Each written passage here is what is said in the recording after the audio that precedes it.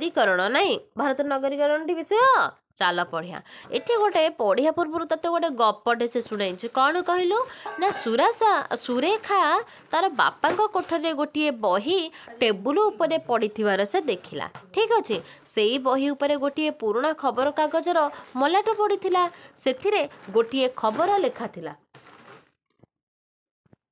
भारतीय प्रत्नतत्वविद माने हरियाणार बेबुआ ग्रामरू कौन करते ना हरप्पा सभ्यतार लोकंकर 10टा कंकाल से आविष्कार करते कौटी ना बेबुआ ग्रामरू। ठीक अच्छे किए से बेबुआ ग्रामटा कौटी अच्छे ना हरियाणा रे अच्छे। तापरे कौन है सुरेखा ता बापा को सब प्रश्न कला हरप्पा सभ्यता कौन बापा कहीं से हरप्पा सभ्यतार जो 10टा कंकाल मिली पुणी जाना मन में आग्रह तब ना नहीं सेटा कौन ना उत्तर रे ता बापा जहाँ कहले आस शुणिया ता बापा कौन उत्तर रे कहले ना नूतन प्रस्तर जुगरे चाष कार्य और पशुपालन जोगु लोक मैंने धीरे धीरे स्थायी भाव में एकाठी बसवास करने को लगिले फल ग्रामीण जीवन आरंभ है। भारत उपमहादेश रे नूतन प्रस्तर जुगर बसती गुड़िक प्रथमे कौन कराला ना सिंधु नदीर पश्चिम पटरे आरंभ है एवं परे अन्य अंचल गढ़ी उठिला। पाकिस्तान रे मेहरगढ़ ठारे नूतन प्रस्तर जुगर संस्कृति प्रथमे विकास लाभ करथिला कोठी ना मेहरगढ़ रे से मेहरगढ़टा कोठी अछि पाकिस्तान रे अछि बुझी होछि ना बुझी हेलानी।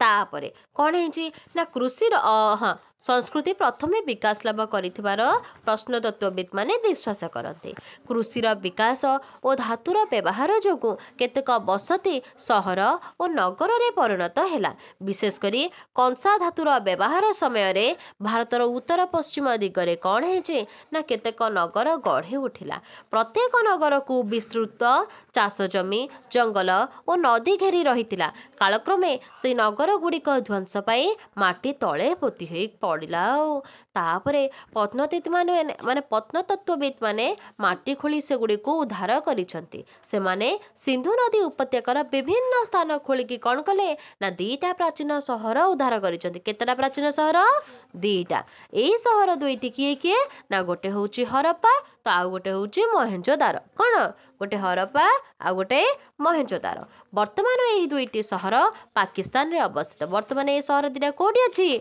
पाकिस्तान रे अछि एई सभ्यता प्राय ख्रीष्टपूर्व 5000 वर्ष तले आरंभ होइतिला केते वर्ष तले आरंभ होइतिला 5000 वर्ष तले बोली ऐतिहासिक और प्रत्नतत्वविद माने अनुमान करुछन्ते।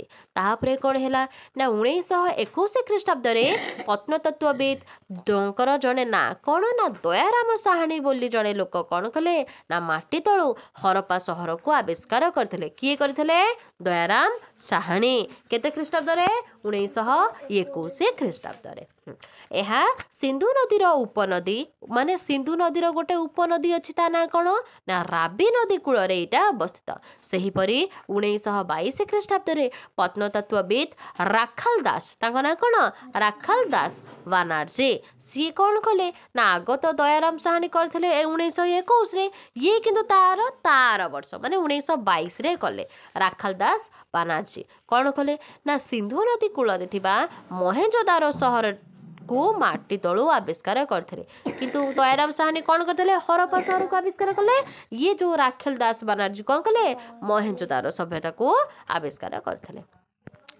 मोहेंजोदारोर अर्थ कौन ना मोहेंजोदारोर अर्थ हेउचे मृत नगरी हरप्पा ठारू मोहेंजोदारो रे से जो रहस्यपति मोहेंजोदारोर अर्थ हेउची कौन ना मृत नगरी है मोहेंजोदारोर अर्थ कौन है मृत नगरी हरप्पा ठारू मोहेंजोदारोर दूरता प्राय 350 माइल अटे किंतु ए 2टी सहर मध्य अनेक सामंजस्य अच्छे माने एका एका परिका अच्छे कौन ना हरप्पा और मोहेंजोदारो सहर 2टी सिंधु नदी उपत्यकार अवस्थित होइथिबारु एहाको सिंधु सभ्यता बोली कहा जाए काहाको हरप्पा आउ मोहेंजोदारो को तापरे हरप्पा ठारे खनन द्वारा प्रथम यही सभ्यता जना पड़िबारु आकु कौ सभ्यता बोली कहा गला हरप्पा सभ्यता तापरे କୁହାଯାଏ। ଏହି ହରପ୍ପା ସଭ୍ୟତାର କାଳ ନିରୂପଣ ନିର୍ଦ୍ଦିଷ୍ଟ ଭାବେ ସ୍ଥିର କରାଯାଇ ପାରିନାହିଁ। ଏ ସମ୍ପର୍କରେ କେତେକ ଐତିହାସିକଙ୍କ ମତରେ ମେସୋପଟାମିଆ ସଭ୍ୟତା ପୂର୍ବରୁ ହରପ୍ପା ସଭ୍ୟତା ବିକାଶ ଲାଭ କରିଥିଲା, କାରଣ ହରପ୍ପାର ସିଲ୍ ବା ମୋହର ମେସୋପଟାମିଆର ଉର୍ ଓ କିସ୍ ସ୍ଥାନରେ ଦେଖିବାକୁ ମିଳିଛି। ଏହି ସଭ୍ୟତା ଖ୍ରୀଷ୍ଟପୂର୍ବ 2500ରୁ ଖ୍ରୀଷ୍ଟପୂର୍ବ 1500 ମଧ୍ୟରେ ବିକାଶ ଲାଭ କରିଥିଲା ବୋଲି କେତେକ ପ୍ରତ୍ନତତ୍ତ୍ୱବିତ୍ ଅନୁମାନ କରନ୍ତି। ପ୍ରତ୍ନତତ୍ତ୍ୱବିତ୍ମାନେ ଭାରତର ଅନ୍ୟ ଅଞ୍ଚଳରୁ ମଧ୍ୟ କେତେକ ପ୍ରାଚୀନ ନଗରର ଧ୍ୱଂସାବଶେଷ ଉଦ୍ଧାର କରିଛନ୍ତି। ଏହି ସମସ୍ତ ଧ୍ୱଂସାବଶେଷ ହରପ୍ପା ଧ୍ୱଂସାବଶେଷ ସହିତ ସାମଞ୍ଜସ୍ୟ ରହିଛି, ତେଣୁ ସେଗୁଡ଼ିକ ହରପ୍ପା ସଭ୍ୟତାର ଅନ୍ତର୍ଭୁକ୍ତ। ସେଗୁଡ଼ିକ ମଧ୍ୟରେ ପଞ୍ଜାବର ରୋପଡ଼, ଗୁଜରାଟର ଲୋଥାଲ ଏବଂ ଧୋଲାଭିରା, ରାଜସ୍ଥାନର କାଲିବଙ୍ଗ ଗାଁ। କେଉଁଠି କ'ଣ ମିଳିଲା ଦେଖ, ପଞ୍ଜାବର ରୋପଡ଼ ଜାଗାରେ ମିଳିଛି, ଗୁଜରାଟର ଲୋଥାଲ ଏବଂ ଧୋଲାଭିରା, ତାପରେ ରାଜସ୍ଥାନର କାଲିବନ ଗାଁ ହେଲା, ହରିୟାଣାର ବନୱାଲି ଇତ୍ୟାଦି ପ୍ରଧାନ ଗଲା। ତାପରେ ଇଏ ସବୁ ତତେ ଯେଉଁ ଚିତ୍ର ଦେଇନି, ତୋ ଚିତ୍ରକୁ ଅନା, ସେ ଚିତ୍ରରେ ସବୁ ନା କେଉଁଠି ମିଳିଛି। ତାପରେ କ'ଣ ହେଇଛି ବଢ଼ିଆ ନା, ନଗର ପରିକଳ୍ପନା। ସେ ସମୟରେ ନଗର ଗୁଡ଼ାକ ମାନେ ଗାଁ ଯେଉଁ ସହର ଗୁଡ଼ାକ କେମିତି ଗଢ଼ା ହେଉଥିଲା ହେଲା, ସେ ବିଷୟରେ ପଢ଼ିଆ। କ'ଣ ନା, ହରପ୍ପା ସଭ୍ୟତାର ମୁଖ୍ୟ ବୈଶିଷ୍ଟ୍ୟ ହେଉଛି ନଗର ନିର୍ମାଣ। ଯୋଜନା ଅନୁଯାୟୀ ନଗର ନିର୍ମାଣ କରାଯାଉଥିଲା। ପ୍ରତ୍ୟେକ ନଗରକୁ 2 ଭାଗରେ ବିଭକ୍ତ କରାଯାଉଥିଲା। କେତେ ଗୋଟି ଭାଗ? 2 ଭାଗ। କ'ଣ ନା, ଗୋଟିଏ ଭାଗ ଉଚ୍ଚ ସ୍ଥାନରେ ନିର୍ମିତ ହେଉଥିଲା, ମାନେ ଚାରିପଟରେ ପ୍ରାଚୀର ଘେରି ରହିଥିବାରୁ ଏହା ଏକ ଦୁର୍ଗ ପରି ସୁରକ୍ଷିତ ଥିଲା। ଏହି ସ୍ଥାନରେ ଶାସକ, ରାଜକର୍ମଚାରୀ, ଧର୍ମଯାଜକ ଓ ବଣିକମାନେ ବାସ କରୁଥିବାର ଅନୁମାନ କରାଯାଏ। ଏଠାରେ ସାଧାରଣ ଗୃହ ଧର୍ମ। ତୋର କେଉଁଠି ପଢ଼ା ହେଲା ଖୋଜିଲୁ? କେଉଁଠି ପଢ଼ା ହେଇଛି? ତାହେଲେ ତୁ କ'ଣଟା ଧ୍ୟାନ ଦେଉଛୁ? କେଉଁଠିକି ଧ୍ୟାନ ଦେଉଛୁ? ଅଛି ଧର୍ମ ଅନୁଷ୍ଠାନ ଓ ଶସ୍ୟଗାର ରହୁଥିଲା। ଦ୍ୱିତୀୟ ଭାଗଟି କ'ଣ ହେଇଛି ନା, ଏହା ତଳ ଭାଗକୁ ରହୁଥିଲା, ମାନେ ଗୋଟେ ଉଚ୍ଚା ଭାଗରେ ରହୁଥିଲା ଆଉ ଗୋଟେ ତଳ ଭାଗରେ ରହୁଥିଲା, ପାଦ ଦେଶରେ ଅବସ୍ଥିତ। ତଳ ଭାଗକୁ କ'ଣ କୁହାଯାଏ ନା, ଅର୍ଥାତ୍ ପାଦ ଦେଶରେ ଅବସ୍ଥିତ ଥିଲା। ଆଉ ଏଠାରେ ସାଧାରଣ ଲୋକ, କୃଷକ, ଶ୍ରମିକମାନଙ୍କର ବାସଗୃହମାନ ରହୁଥିଲା। ନଗର ପରିକଳ୍ପନା ଆଧୁନିକ ନଗର ପରି ଉନ୍ନତ ଥିଲା। ଦୀର୍ଘ ଓ ପ୍ରଶସ୍ତ ରାସ୍ତା ସିଧା ଭାବରେ ସହରର ମଧ୍ୟଭାଗରେ ଲମ୍ବିଥିଲା। ଏହି ରାସ୍ତାଗୁଡ଼ିକ ପରସ୍ପରକୁ ସମକୋଣରେ ଛେଦ କରୁଥିଲେ। ରାସ୍ତାଗୁଡ଼ିକ ଉତ୍ତରରୁ ଦକ୍ଷିଣକୁ ଓ ପୂର୍ବରୁ ପଶ୍ଚିମକୁ ଲମ୍ବି ଥିଲା। ମହେଞ୍ଜୋଦାରୋର ମୁଖ୍ୟ ରାସ୍ତା 800 ମିଟର ଲମ୍ବ ଓ ପ୍ରସ୍ଥ 10 ମିଟର ଥିଲା। ରାସ୍ତାର ଉଭୟ ପାର୍ଶ୍ୱରେ ଜଳ ଓ ଆବର୍ଜନା ଯିବା ପାଇଁ ପକ୍କା ନାଳ ରହିଥିଲା। ରାସ୍ତାଗୁଡ଼ିକ ଯୋଗୁଁ ସମଗ୍ର ସହର ବର୍ଗକ୍ଷେତ୍ର ଓ ଆୟତକ୍ଷେତ୍ରରେ ବିଭକ୍ତ ହୋଇଥିଲା। ବାସଗୃହ କେମିତି କ'ଣ ଥିଲା ନା, ରାସ୍ତାର ଉଭୟ ପାର୍ଶ୍ୱରେ ବାସଗୃହଗୁଡ଼ିକ ଯୋଜନା ଅନୁସାରେ ନିର୍ମିତ ହେଉଥିଲା। ଘରଗୁଡ଼ିକ ପୋଡ଼ା ଇଟାରେ ତିଆରି କରାଯାଉଥିଲା। ଏହି ଗୃହଗୁଡ଼ିକ 1 ମହଲା ବା 2 ମହଲା ବିଶିଷ୍ଟ ଥିଲା। ଘର ମଧ୍ୟକୁ ଆଲୋକ ଓ ବାୟୁ ପ୍ରବେଶ କରିବା ପାଇଁ ଝରକା ଓ ଦ୍ୱାର ରହୁଥିଲା। ଉପର ମହଲାକୁ ଯିବା ପାଇଁ କାଠରେ ତିଆରି ସିଡ଼ି ବି ରହୁଥିଲା। ପ୍ରତ୍ୟେକ ବାସଗୃହ ମଧ୍ୟରେ ଗୋଟିଏ ଅଗଣା ବି ରହୁଥିଲା। ଅଗଣା ନିକଟରେ ଗାଧୁଆ ଘର ରହୁଥିଲା। ପ୍ରତ୍ୟେକ ଘରର ମଇଳା ପାଣି ଓ ଆବର୍ଜନା ଯିବା ପାଇଁ ଘର ଭିତରେ ଛୋଟ ନାଳଟେ ବି ରହୁଥିଲା। ସେହି ନାଳ ରାସ୍ତାର ମୁଖ୍ୟ ନାଳ ସହିତ ସଂଯୋଗ ହେଉଥିଲା। ଏଥିରୁ ଲୋକମାନେ ସ୍ୱାସ୍ଥ୍ୟ ରକ୍ଷା ବିଷୟରେ ଅଧିକ ସଚେତନ ଥିଲେ ବୋଲି ଜଣାପଡ଼େ। କାଠରେ ନିର୍ମିତ ଘରର ଛାତ ସମତଳ ଥିଲା। ଶ୍ରମିକ ଶ୍ରେଣୀର ଲୋକମାନେ ଏକ କୋଠରୀ ବିଶିଷ୍ଟ ଛୋଟ ଘରେ ରହୁଥିଲେ। ସ୍ନାନାଗାର ଗାଧୋଉଥିଲେ କ'ଣ କେମିତି ନା, ହରପ୍ପା ସଭ୍ୟତାର ମୁଖ୍ୟ ଆକର୍ଷଣ ଥିଲା ଏକ ବୃହତ ସ୍ନାନାଗାର। ମହେଞ୍ଜୋଦାରୋରୁ ଆବିଷ୍କାର ହୋଇଥିବା ଏହି ସ୍ନାନାଗାର ଆୟତାକାର ବିଶିଷ୍ଟ ଥିଲା। ଏହାର ଲମ୍ବ 55 ମିଟର, ପ୍ରସ୍ଥ 33 ମିଟର ଓ ଗଭୀରତା 8 ମିଟର ଥିଲା। ଏହାର କାନ୍ଥ ଓ ପାହାଚଗୁଡ଼ିକ ପୋଡ଼ା ଇଟାରେ ତିଆରି ହୋଇଥିଲା। ପାହାଚଗୁଡ଼ିକ ଜଳର ତଳଭାଗ ପର୍ଯ୍ୟନ୍ତ ଲମ୍ବିଥିଲା। ଏହି ପାହାଚଗୁଡ଼ିକ ଓସାରିଆ ଥିଲା। ସ୍ନାନାଗାର ଉପରି ଭାଗରେ ଏକ କୂଅ ରହିଥିଲା। ଏହି କୂଳରୁ ଜଳ ନଳ ସାହାଯ୍ୟରେ ସ୍ନାନାଗାରରେ ଭର୍ତ୍ତି କରାଯାଉଥିଲା। ସ୍ନାନାଗାରରୁ ଜଳ ନିଷ୍କାସନ ପାଇଁ ମଧ୍ୟ ବ୍ୟବସ୍ଥା କରାଯାଇଥିଲା।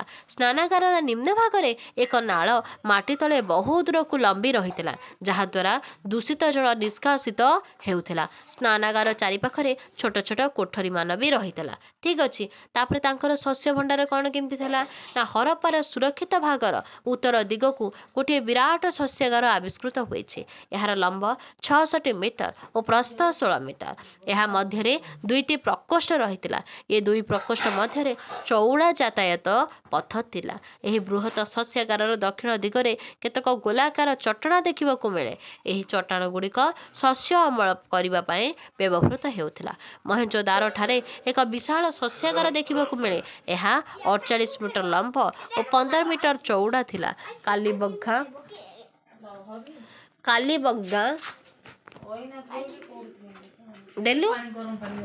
ଶସ୍ୟାଗାର ଦେଖିବାକୁ ମିଳିଥିଲା। ଏଇଗୁଡ଼ା ପଢୁଥିଲେ ଟି? ତୁ କୋଉଟା ପଢୁ? ଏହା 48 ମିଟର ଲମ୍ବ ଓ 15 ମିଟର ଚଉଡ଼ା ଥିଲା। କାଲିବଙ୍ଗୀ ଗାଁରେ ମଧ୍ୟ ଗୋଟିଏ ଶସ୍ୟାଗାର ଦେଖିବାକୁ ମିଳେ। ଠିକ୍ ଅଛି। ତାପରେ କ'ଣ ହେଇଛି ବାସଗୃହ ତାହେଲେ ରହିବା ପାଇଁ ଘର କେମିତି ଥିଲା ନା ମହେଞ୍ଜୋଦାରୋ ନଗର ମଧ୍ୟରେ 70 ମିଟର ଲମ୍ବ ଓ 23 ମିଟର ପ୍ରସ୍ଥ ବିଶିଷ୍ଟ ଏକ ପ୍ରକାଣ୍ଡ ଗୃହ ଦେଖିବାକୁ ମିଳେ। ହେଲା କେତେ କେତେ ମିଟର 70 ମିଟର ଥିଲା ଲମ୍ବ ଆଉ 23 ମିଟର ପ୍ରସ୍ଥ। ଏହା 25 ଗୋଟି ଖମ୍ପ ବିଶିଷ୍ଟ ପୋଡ଼ା ଇଟାରେ ତିଆରି ଗୃହ ଥିଲା। ଏହି ଗୃହରେ 5ଟି କୋଠରୀ ଥିଲା। ପ୍ରତ୍ନତତ୍ତ୍ୱବିତ୍ ମାନେ ବିଶ୍ୱାସ କରନ୍ତି ଯେ ଏହି ଗୃହଟି ସଭା କିମ୍ବା ପ୍ରାର୍ଥନା ପାଇଁ ବ୍ୟବହୃତ ହେଉଥିଲା। ତାଙ୍କର ସାମାଜିକ ଜୀବନ କେମିତି ଥିଲା ନା ହରପ୍ପା ସଭ୍ୟତାର ଲୋକମାନଙ୍କର ସାମାଜିକ କିମ୍ବା ରାଜନୈତିକ ଜୀବନ ବିଷୟରେ ବିଶେଷ କିଛି ଜଣା ନାହିଁ, କିନ୍ତୁ ଜୀବିକା ଅନୁଯାୟୀ ସେମାନଙ୍କ ସାମାଜିକ ବ୍ୟବସ୍ଥା ପରିଚାଳିତ ହେଉଥିବାର ଅନୁମାନ କରାଯାଉଛି।